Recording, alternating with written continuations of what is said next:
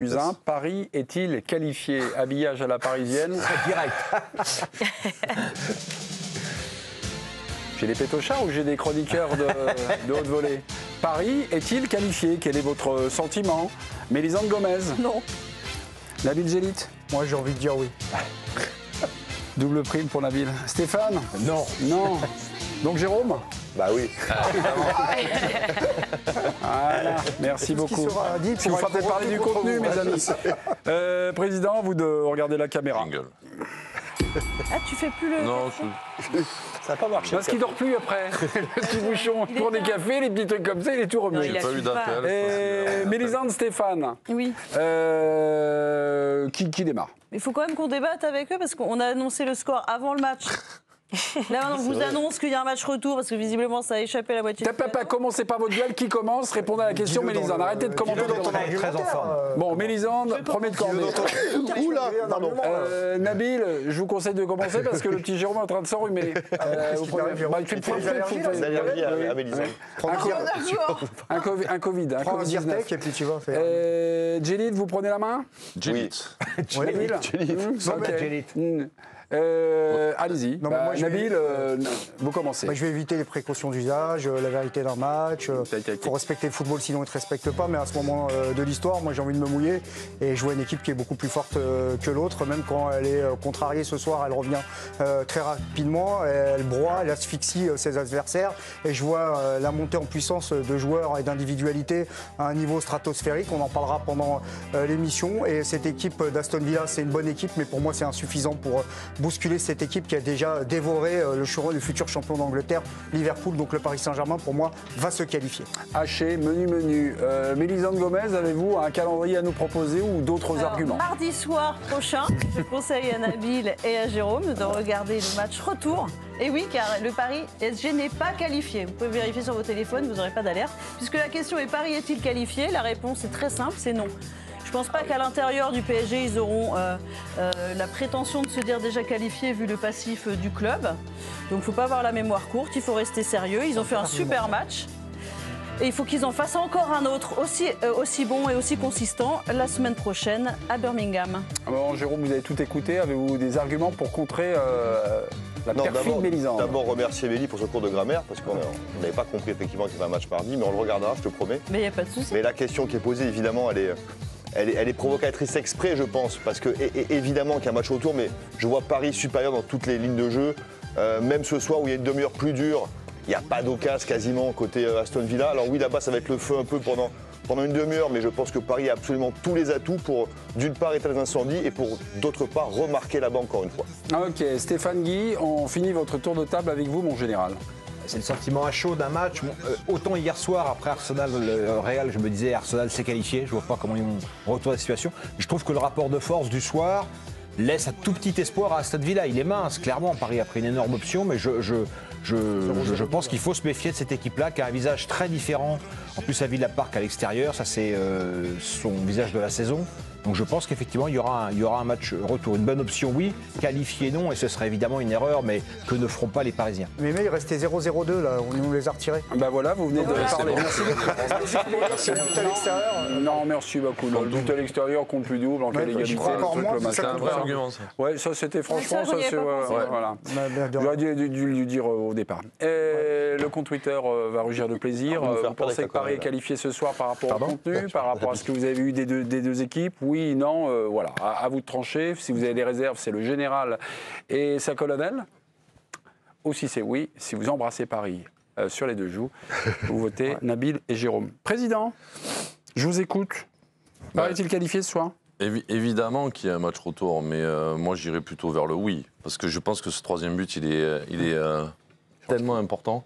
Je pense que Emery aussi pensait que le 2-1, c'était un bon résultat pour le match retour. Et je pense que le 3-1, ça leur fait très très mal.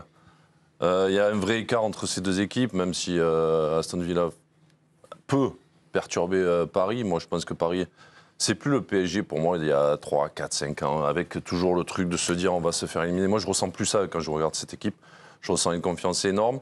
Alors, il ne faut pas diffuser le message comme quoi c'est fait. Je ne pense pas que Luis Enrique soit dans cet esprit-là. Il ne le fera pas, à mon avis. Mais nous, en voyant ce qu'on a vu, je ne vois pas cette équipe s'effriter là-bas et perdre le fil, quoi. Il y a beaucoup d'expérience, ils sont sûrs de leur force, ils sont capables de...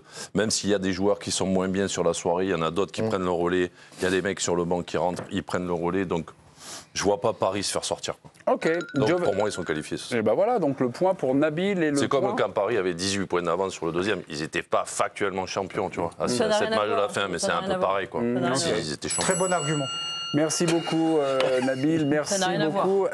Il se remet la mèche, c'est le moment où il arrive en direct dans l'équipe du soir. C'est Giovanni Castelli. Bonsoir Giovanni. Il avait tout prévu, hein, Giovanni. Giovanni. Ça fait des mois qu'il nous parle bien de ça. Bonsoir. À chaud comme ça, vous sortez du match. Vous dites que Paris s'est qualifié avec ce troisième but de Mendes. Quel est votre raisonnement? On vous écoute. Bonsoir, mon Joe. Bonsoir Mémé, bonsoir à tous. Non, je vais suivre la ligne du président parce que Unai Emery à 2-1, je le sentais satisfait. Ça se voyait d'ailleurs dans les consignes qui donnaient à ses joueurs de rester bas, d'attendre que le match se termine. Ce troisième but, il fait mal.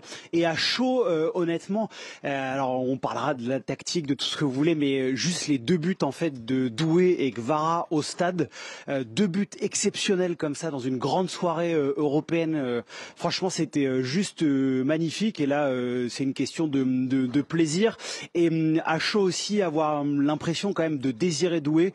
La naissance de ce joueur, personnellement, je savais qu'il était fort, mais le voir à ce niveau-là, le but qu'il met, l'importance, la confiance qu'il a, ce qu'il tente, ce qu'il enchaîne, voilà, c'est impressionnant de voir ce joueur naître comme ça entre les Bleus, le PSG, dans des soirées importantes. Je trouve que c'était aussi un marqueur de la soirée.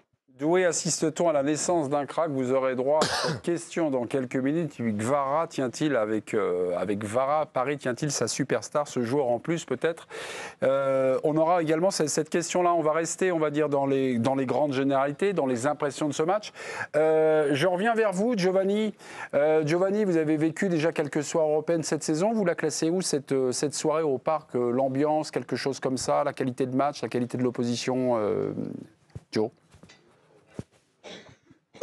Pour ce qui est de l'ambiance, honnêtement, ce qui s'est passé lors du PSG Manchester City à 0-2, le renversement, clairement le parc s'est embrasé. En termes de niveau de jeu, même si le Paris Saint-Germain a perdu, je trouve que le match aller face à Liverpool avait été énormissime. En revanche, j'ai été un peu déçu d'Aston Villa. Alors je savais qu'ils allaient être bas, mais je les ai trouvés vraiment très timides, très approximatifs, beaucoup de nervosité.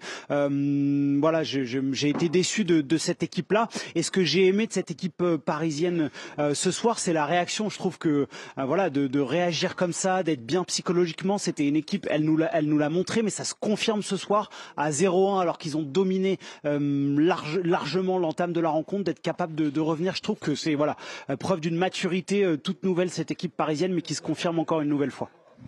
Unai Emery en conférence de presse et Luis Enrique. Justement, sur ces matchs-là, en 2025, on en a eu trois rendez-vous importants. On a eu City, on a eu Liverpool au parc, je parle des matchs à domicile, et puis ce soir, Aston Villa. Vous la jugez comment cette partie par rapport aux deux précédentes? Moi, je suis assez d'accord avec Giovanni. Je trouve que c'est le paradoxe, que c'est le match qu'ils sont perdus, mais peut-être que le meilleur match pour moi du PSG cette année en Coupe d'Europe à domicile, c'est Liverpool. Est-ce que c'est la sidération? D'ailleurs, le coach dit ça aussi. Ouais. Est-ce que c'est l'effet de surprise? Toujours d'accord avec le coup. Voilà. Est-ce que c'est l'effet de surprise? Par rapport à ce soir? Non, est-ce que c'est l'effet de surprise? Il y a eu cette, je dis remontada, je mets les guillemets, contre City, ok, et puis Liverpool, on pensait que ça allait être un match vraiment très très serré. Là, est-ce qu'on est... Finalement, on a revu un peu le même match que contre Liverpool, donc je trouve que je trouve moi dans l'expression collective ce soir, c'est pour ça que j'ai un petit bémol, parce que je trouve qu'il marque deux buts extraordinaires sur deux exploits individuels. Doué et Kvara. Et je trouve que dans l'expression collective, il me laisse un tout petit peu sur le plan offensif sur ma faim. Voilà. Et la sidération, elle est moins importante parce que, je suis désolé, même si on n'est pas là à la Costa Largus, c'est quand même Aston Villa qui était peut-être pas prévu à ce niveau-là, à ce moment-là de la saison non plus. C'est une bonne équipe. Ouais, la sidération, c'est quand tu maltraites comme tu as maltraité Liverpool à domicile. Là, dans des proportions que moi, honnêtement, je n'aurais jamais imaginé. La sidération, c'est comment tu traites Liverpool sur tout le match, je trouve. Oui. Et là, ce soir, je vois un ou deux creux, surtout un au milieu de la deuxième mi-temps, où il ne se passe vraiment plus rien pendant 25 minutes. Contre Liverpool, j'ai pas vu ce creux-là, peut-être 5 minutes. Mais contre Liverpool, ils ont fait danser pendant 1h25. Quoi. Ce soir, l'impression que j'ai, peut-être des trois matchs que vous citez, c'est que potentiellement l'affiche la moins sexy, premièrement, c'est sûr. au niveau du décorum. Mais cette équipe, on savait qu'elle serait compliquée à jouer. Donc moi, ce match-là, ce soir, ne m'étonne pas. Un bloc très très bas, et encore, ils ont plus d'occasions que ce que je pensais. Mais effectivement, si on prend le triptyque City, Liverpool, Aston Villa, c'est peut-être celui qui m'a fait le moins vibrer des trois. Peut-être. Mais parce que la victoire du PSG est plus attendue ce soir. Ça confirme ça confirme leur évolution quand même. Ouais. Bien sûr. C'est-à-dire que là, tu as une vraie maîtrise sur le match. Moi, Et exactement. il y a un coup derrière la tête avec ce but, mais ça dure 2 minutes. Quoi. Ouais. Il repart de l'avant. Moi, je trouve qu'il y a une vraie maîtrise. Alors, ce petit trou, moi, je peux aussi l'expliquer. Vous avez à noté ce petit 2-1. trou ? Comment ? Non, mais je trouve pas. Il n'y avait pas autant. Parce qu'avant le 2-1, un rouleau il y a eu- compresseur comme contre Liverpool. Ouais. Liverpool, ça a été non-stop. Ouais. Ouais. Là, c'était pas un Aussi creux, parce mais que je le trouve. score fait Voilà, que parce ça- que moi, je pense qu'il y a 2-1. Je pense qu'ils sont plutôt contents de ce 2-1. Et puis après, tu fais des coups, quoi. Tu essayes de maîtriser le match. Jo, tu ne le trouves pas un peu KO à 2 Les 20 minutes Moi, dont j'ai je parle, tu ne le trouves pas physiquement? Peut-être qu'il y a eu un petit contre-coup. Après, Pour la il y a des première fois, je rentrées. les ai trouvés un petit peu moins bien Ouais, physiquement. après, il y a des rentrées, ça Sur ce fait coup-là. repart. La première fois, mais Est-ce que Liverpool, tu as eu un coup aussi en deuxième mi-temps, là-bas. là-bas. Après, il y a eu des changements Je qui te ont parlais fait de énormément de bien. Tu les Des as dominés rentrées- là-bas. En prolongation, tu les domines là-bas. Oui, Ouais. 30 mais je aussi pense parce que les qu'il y a le rentrées font du coaching. bien. Je crois que c'est Doué et Zahir Emery qui font une Oui. très bonne rentrée, puis ça repart de l'avant. Après, Beraldo ils aussi. ont eu- Beraldo, voilà. Et Beraldo à la fin. Mais il y a eu une grosse accélération au début de deuxième période. Hein. Ah bah d'entrée quoi. Bah, quand tu rentres, Une quoi. grosse séance de Enfin, fractionnés infligée sur la diff. Surtout qu'il y en a qui le but étaient arrive, pas- mais il y a une énorme domination, énorme débauche d'énergie, beaucoup de courses, beaucoup Donc de choses. forcément, tu as peut-être Bah, un second souffle. ouais. Giovanni, vous avez constaté que les Parisiens. Oui, allez-y, Giovanni, oui, sur la condition physique des Parisiens, sur ce petit trou noté là. C'est un moment où on récupère, c'est un moment. Qu'est-ce que vous avez pu noter, vous, sur vu les tribunes?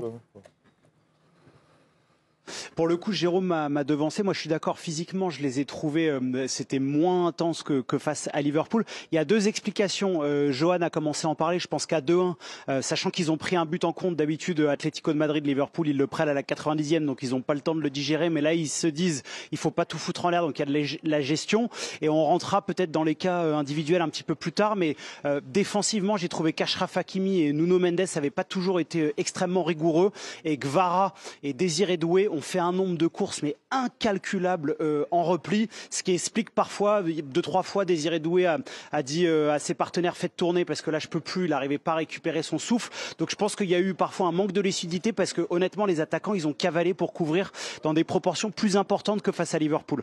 Merci d'avoir constaté ça sur le terrain, parce que c'est vrai que maintenant ça me revient, comme vous me le dites, parfois je vois Gvara qui est latéral. Ouais, mais parfois Latéral droit alors qu'il marque un défend but très bas. comme un ailier gauche. Quoi. Incroyable. Même mais Désiré c'est Doué aussi nous a fait un retour défensif. Désiré Doué en deuxième mi-temps. Là, À un moment, il perd le ballon au départ, mais il est impressionnant. Non, mais c'est la force de Luis Enrique d'avoir fait cette équipe-là. Ouais. C'est-à-dire qu'en fait, tu as une équipe, une vraie équipe. C'est-à-dire que les mecs jouent tous ensemble. Ça fait plaisir, Défendent ça. tous ensemble.